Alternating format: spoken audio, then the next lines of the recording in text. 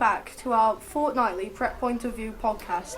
I'm Uma and I am your host this week. A huge thank you to Sana and Seren for our absolutely beautiful introduction this week, played on the cello. That's the song. Can you guess what our topic of conversation is this week? That's right, the episode is all about prep production of The Wizard of Oz. You will hear interviews from the main characters, Dorothy, the Tin Man, the Lion, and the Scarecrow. We'll also be interviewing the production director, Miss Hallis, and how rehearsals are going so far. We hear from Oliver Burridge, an alumni student from Rougemont, who talks about his role as a sound engineer. We think digitally with Sana using Chrome Music Lab to create digital versions of the famous songs from the show.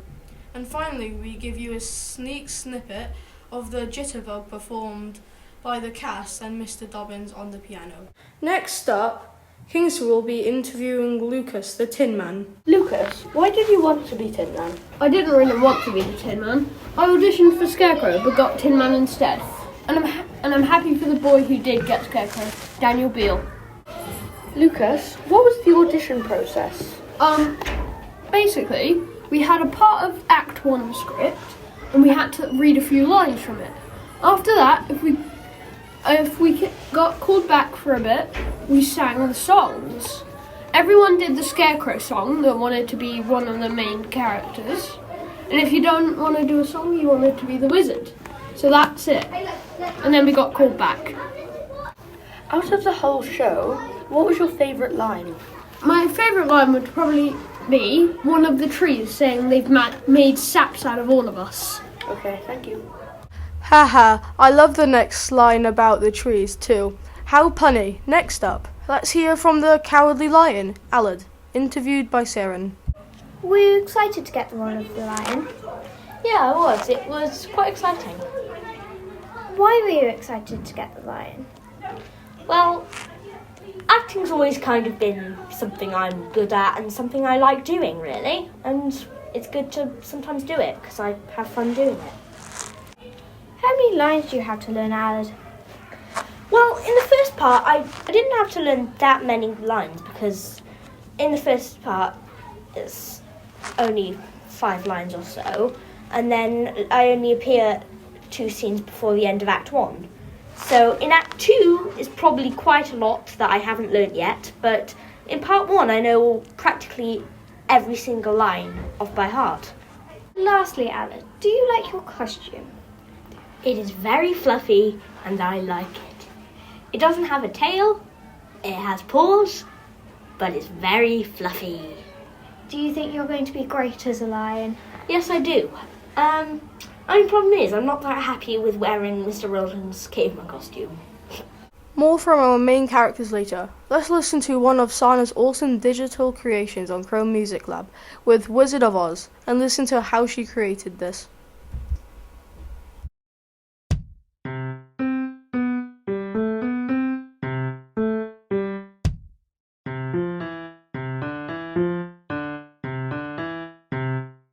I'm interviewing Sana, who is the Wicked Witch of the West in The Wizard of Oz. She also made our music for this podcast. For the music in this podcast, the music is We're Off to See the Wizard and Somewhere Over the Rainbow. I created these by actually thinking of the tune in my head, and then on Chrome Music Lab I used the actual sound maker and I figured out the notes from there. Miss Burdett checked my work and also Seren did, and they found that it was a bit off, so they helped me edit it and it became the actual piece of music. Did you select a particular instrument to record this? Yes, actually, for Somewhere Over the Rainbow and We're Off to See the Wizard, I actually selected the piano. And then for Somewhere Over the Rainbow, I actually used like a conga kind of beat for the drum because I found that the notes actually really matched. So I thought that was a good match for that. How are rehearsals going? They're going actually really good, but except I don't know how to cackle yet.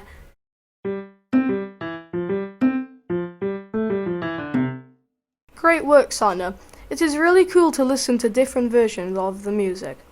Over to Oliver Burridge, who was interviewed by the whole team to hear about his role. We recognise at Rougemont that not everyone wants to be front and centre on the stage. And so Miss Hallis has ensured everyone has some kind of role and that they enjoy. This may also include a dancing part or even just a great helping hand backstage. Lo's role is an alternative career in theatre and we want to explore this further. Hello, my name is Ollie Burridge and I'm a sound engineer here at Come From Away the Musical in London's West End. On a usual day, we arrive a couple of hours before the audience and well before the cast arrive. And the first thing we need to do is battery up all of our equipment. We have lots of wireless microphones that are worn by all the actors and actresses and wireless instruments on stage, as well as wireless in-ear packs that are used by the band so they can hear each other. Once everything is batteried up and ready to go, we then test everything. That's all the microphones that are used in the show, all the loudspeakers and all the computers and systems that go in between to make sure that everything is working in time for the show. Once we're happy that everything is set up, we'll then take all the microphones to the cast and make sure that their microphones are fitted correctly and everything is looking good. And then it's time for the show. For the show, one of us will stand at the sound desk out front and operate the show. That's mixing the show, making sure that the vocals and the band sound right as the sound designer intended. And another one of us will be based here backstage, making sure that everything is running properly and dealing with any problems that we might have. So the number of rehearsals we have really depends on how complex the show is. Some shows will just have a couple of hours, whereas some shows will have several months to get the sound and lighting just right. Yeah, so at A-level I studied maths, design and technology and physics, all of which are useful in my job. And I also did an AS level in music, which is also very beneficial. So yes, things do go wrong in sound. We're working with lots of technical and delicate equipment, so things can go wrong and things can break. And for that reason, we have lots of backup and redundancy. So one thing is that all our cast wear 2 microphones, so should they have a problem with one, we can easily switch to the other. That goes for the same as our computers as well. So if one of our computer crashes or freezes for whatever reason, we can easily switch over to the other one. And that's not to say that things don't go wrong. We do often have problems. And in that situation, I think it's best to just stay calm, work through the problem, find out what's gone wrong and how we can fix it. And then afterwards have a look at how we can stop that from happening again. Ooh, this is a tricky one. I've been very lucky to work in some really cool venues over the last couple of years, but I think this has to be my favourite, the Phoenix Theatre, here just off Charing Cross Road. Amazing. We love hearing about different occupations as it inspires us to take different paths with our learning. You can check out Oliver's amazing videos sent to us on our Rougemont Facebook page. Let's head back over to our cast and hear from Daniel, the Scarecrow. Why did you want to be Scarecrow? I think I wanted to be Scarecrow because it was the second main in the whole show. What was the audition process? The process of the audition was you'd say your lines of Scarecrow and then they'd move on to the song and whoever was the best at that I think would have been Scarecrow. Did it also have to do with acting? Yes. Let's hear from Dorothy. Katie May, interviewed by Aria, followed by myself, interim director Miss Hallis. How many lines do you need to learn? Well, there's a lot of lines to learn because it's about a 2.5 hour show. Wow, that's a long time. Well, must take a lot of practicing. Actually, on that question, how long does it take for you to practice all your lines? Well, we practice 2 nights a week for an hour and 15 minutes, but I expect there's going to be a lot more rehearsals. Same. I mean, 2-hour show would take a lot of practice. So, what's your favourite song? My favourite song is definitely Somewhere Over the Rainbow, although I really like Jitterbug. Cool. Who's your favourite character? My favourite character is either Glinda because of her poofy dress or Lion because he's really funny. Wow. I guess I would choose Lion. He's really funny. Why did you choose Wizard of Oz as the play? Oh, right. Well, we decided to do The Wizard of Oz. It was our choice, actually, that we were going to do before COVID, actually. And we've done The Wizard of Oz twice before.